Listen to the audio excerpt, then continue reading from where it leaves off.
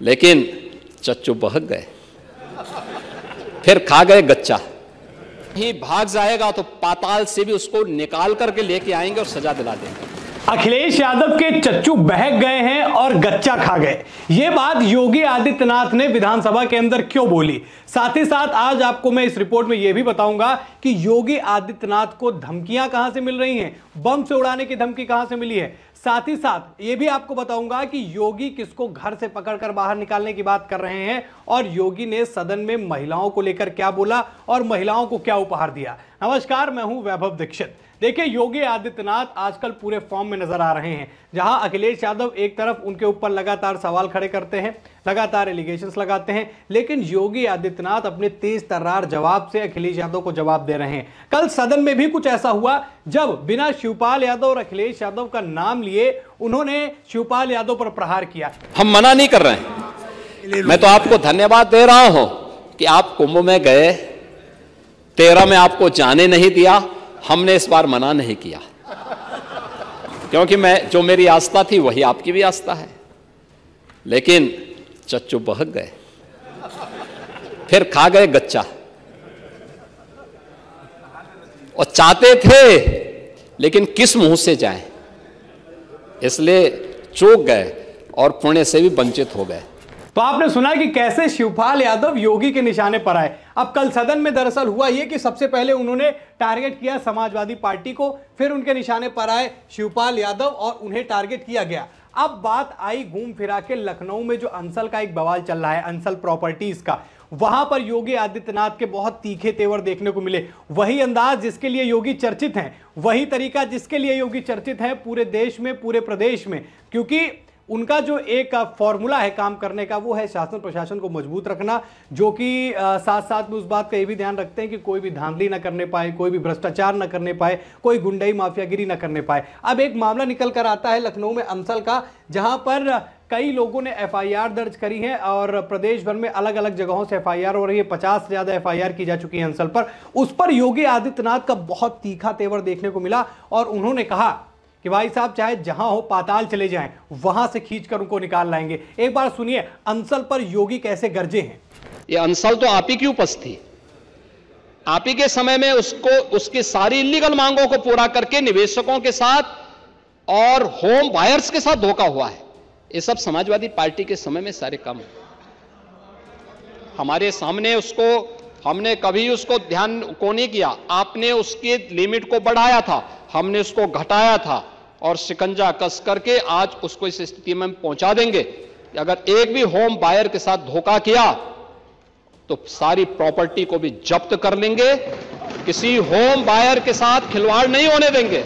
लेकिन मैं इस बात के लिए भी आश्वस्त करूंगा कि अगर किसी को गलतफहमी होगी कि किसी गरीब का पैसा या किसी नागरिक का पैसा लेकर के वह कहीं भाग जाएगा तो पाताल से भी उसको निकाल करके लेके आएंगे और सजा दिला देंगे और सबको हम गारंटी देंगे कि उसका पैसा उसको मिल जाए। तो योगी पूरी तरीके से फॉर्म में दिखे और योगी की यही फॉर्म कुछ ना कुछ लोगों को खटकती भी है। कई लोग जो है योगी को टारगेट करते हैं, तरह तरह की धमकियां देते हैं, हालांकि उनका इलाज जो है वो हो जाता है। यही हाल एक बार फिर से हुआ जब योगी को व्हाट्सएप के माध्यम से एक धमकी मिलती है और वो व्हाट्सएप ग्रुप पर जो है वो धमकी मिली, उसमें उनको जान से मार देने की बात कही गई, सारी बातें कही गई और वीडियो वायरल होने के बाद जो है ये जानकारी मिली और ये व्हाट्सएप ग्रुप पर ये बात कही गई थी। उसके बाद वीडियो वायरल होता है। अब इसकी जांच हो रही है, शासन प्रशासन पूरी तरीके से इस पे लगा हुआ है। अभी तक वैसे वो व्यक्ति पकड़ा नहीं गया है जिसने धमकी दी है, ना ही उसकी कोई डिटेल आई है। बस ये पता चला है कि योगी को धमकी दी गई है। देखिए, योगी का अंदाज जिस तरीके से है, जिस तरीके का है और योगी जिस तरीके से काम करते हैं, उसमें कहीं ना कहीं कुछ लोगों को वो खटकते बहुत ज्यादा ही हैं। चाहे वो अपराध पर लगाम लगाना हो तो अपराधियों के जो है धमकी वाले मैसेजेस उनको मिलने लगते हैं, या फिर बात करें अन्य मामलों में भी योगी अगर जिस तरीके से बोलते थे किसी अन्य धर्म समुदाय का व्यक्ति उन्हें धमकी देता है। तो ये चीजें तो उत्तर प्रदेश के अंदर हमें लगातार देखने को मिल ही रही हैं। योगी आदित्यनाथ को इस तरह की धमकियां मिलती रहती हैं, लेकिन उसका इलाज भी समय समय पर हुआ। कई बार आपने देखा होगा वो व्हीलचेयर पर मिलता है, कभी आपने देखा होगा उसके पैर में गोली लग गई है, या फिर वो खुद गिड़गिड़ाते हुए पहुंचता है पुलिस स्टेशन और वहां पर माफी मांगता है। लेकिन ये धमकियां देने का सिलसिला जो है वो खत्म नहीं हो रहा है और योगी आदित्यनाथ को एक बार फिर से धमकी भी मिली। कारण मैंने आपको बताया, उनकी कार्यशैली, उनका बेबाक अंदाज और अपराधियों पर लगाम लगने की वो नीति, जिसके चक्कर में योगी आदित्यनाथ को धमकियां लगातार मिलती रहती हैं।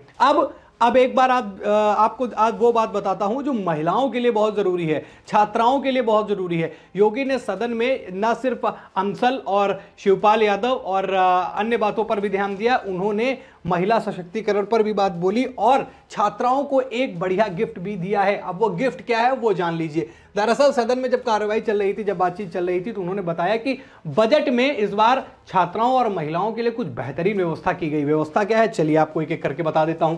2025-26 का बजट जो है वो मंगलवार को बहुमत से पास हो गया है, ये आपको पता चला होगा। अब उसमें हुआ यह है कि जो मेधावी छात्राएं हैं उनको स्कूटी मिलेगी। जी हां, जो अच्छी पढ़ाई करती हैं, टॉप करती हैं, अच्छे नंबर लाती हैं, जिला स्तर पर, प्रदेश स्तर पर जो है नाम रोशन करती हैं, उनको योगी आदित्यनाथ अब स्कूटी देने जा रहे हैं। उनको स्कूटी मिलेगी जिससे वे आगे की शिक्षा जो है उनके लिए, अगर लंबी दूरी पर जा रही हैं या फिर पढ़ाई में आवागमन के लिए, इन सारी चीज़ों के लिए वो मददगार साबित होगी। तो ये एक उपहार जो है वो छात्राओं को मिला है। मार्च को महिला दिवस भी है। प्रदेश सरकार मातृशक्ति की सुरक्षा, उनके सम्मान और उनके स्वावलंबन के लिए पूरी प्रतिबद्धता के साथ कार्य कर रही है और 3 महिला बटालियन हमने वीरांगना उदा देवी के नाम पर, वीरांगना झलकारी बाई के नाम पर और वीरांगना अवंती बाई के नाम पर गठित की हैं। और इस बार उच्च शिक्षा में हमारी जो बेटियां हैं, जो मेधावी छात्राएं हैं, उनको एक नई योजना रानी लक्ष्मीबाई स्कूटी योजना के अंतर्गत हम लोग एक नई स्कीम लागू करने जा रहे हैं, जिसके लिए 400 करोड़ रुपए की व्यवस्था हम लोगों ने यहां पर की है। साथ ही साथ सामूहिक विवाह योजना के तहत जो है 51,000 रुपए को बढ़ाकर 1 लाख रुपए कर दिया गया है। जी हां, जो अभी तक जो सामूहिक विवाह होता था, जो मुख्यमंत्री कराते थे, उसमें 51,000 रुपए जो है वो फिक्स था, लेकिन उसको बढ़ाकर लगभग डबल कर दिया गया है, 1 लाख रुपए कर दिया गया है, जिससे इसका फायदा जो है अब गरीब परिवारों को भी मिलेगा, उन बहन बेटियों को मिलेगा जो जिनके परिवार शादी करने के लिए थोड़ा सा खर्चे करने में या पैसे इकट्ठा करने में थोड़ा सा उनको परेशानी होती है। उस परेशानी का भी समाधान जो है योगी आदित्यनाथ ने निकाला। मुख्यमंत्री सामूहिक विवाह योजना, ये स्कीम जब हम लोगों ने यहां लागू की थी, समाजवादी पार्टी ने विरोध किया था, कहा था ये गरीबों का उपहास है। हर अच्छे कार्य का विरोध करते हैं और ये पता नहीं विडंबना है या क्या है कि हर बुरे कार्य के साथ आपका नाम जरूर जुड़ जाता है। आपको पता नहीं क्यों इसमें बुरा लग जाता है, लेकिन ये सच्चाई है। और मुख्यमंत्री सामूहिक विवाह योजना में 51,000 रुपए से बढ़ा करके इस बार हमने को ने बेटी की शादी के लिए 1 लाख रुपए की घोषणा कर दी है।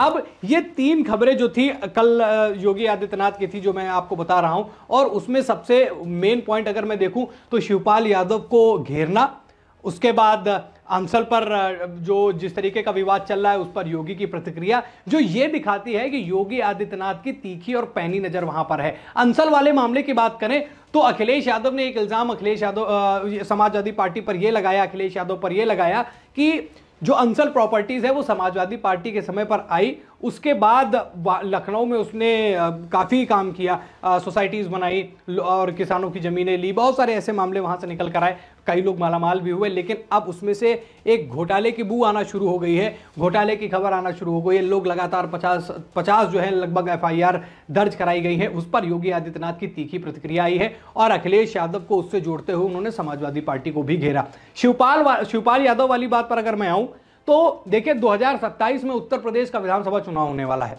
और शिवपाल यादव और अखिलेश यादव है भले ही चाचा भतीजे, लेकिन हमने उत्तर प्रदेश की राजनीति में ये देख लिया है कि जब शिवपाल यादव को बराबर का मामला नहीं मिलता है, उनको उनका फायदा नहीं दिखता है, तो वो अखिलेश यादव से कट भी जाते हैं। और ये हमने देखा जब अखिलेश यादव पहली बार मुख्यमंत्री बनते हैं, जब दूसरा चुनाव होता है उसके बाद वहां पर वो सारी चीजें हमें देखने को मिलती हैं। शिवपाल यादव अलग हो जाते हैं, जो समाजवादी पार्टी सत्ता में रहती है वो 49 सीटों पर सिमट जाती है। फिर शिवपाल यादव अलग पार्टी बना लेते हैं, पूरा उनका संगठन अलग हो जाता है, कई सपा के नेता शिवपाल यादव के साथ चले जाते हैं। तो कहीं ना कहीं उस बात की चुटकी योगी आदित्यनाथ अभी से काटना शुरू कर चुके हैं। और समय समय पर हमने देखा है ये गच्चा खाने वाली बात जो है वो बोलते रहते हैं, और नाम तो वो नहीं लेते, लेकिन चच्चू कौन है ये हम भी समझदार हैं, ये आप भी समझदार हैं। तो ये पूरा मामला जो रहता है वो उस 2027 विधानसभा जो चुनाव है उसके समीकरणों को छिन्न भिन्न करने के लिए, अखिलेश यादव को थोड़ा सा परेशानी देने के लिए कहीं ना कहीं वो प्लान योगी आदित्यनाथ तैयार करते हैं। तो ये पूरा मामला रहा कल सदन का, जिसमें योगी आदित्यनाथ ने ये सारी बातें बोली। उसके बाद धमकी वाला मामला मैंने आपको बताया कि कैसे उनको धमकी मिलती है, उसकी जांच चल रही है। और इन सारी चीज़ों से इतर जो भारतीय जनता पार्टी का जो एक फॉर्मूला इतने समय जो एक एजेंडा दिख रहा है महिलाओं के सशक्तिकरण का, महिलाओं को आगे बढ़ाने का, महिलाओं को प्रोत्साहित करने का, वो चाहे शिक्षा की दिशा में हो या फिर बात करें राजनीतिक दिशा में हो, और इसके कई एग्जाम्पल भी सेट किए। अभी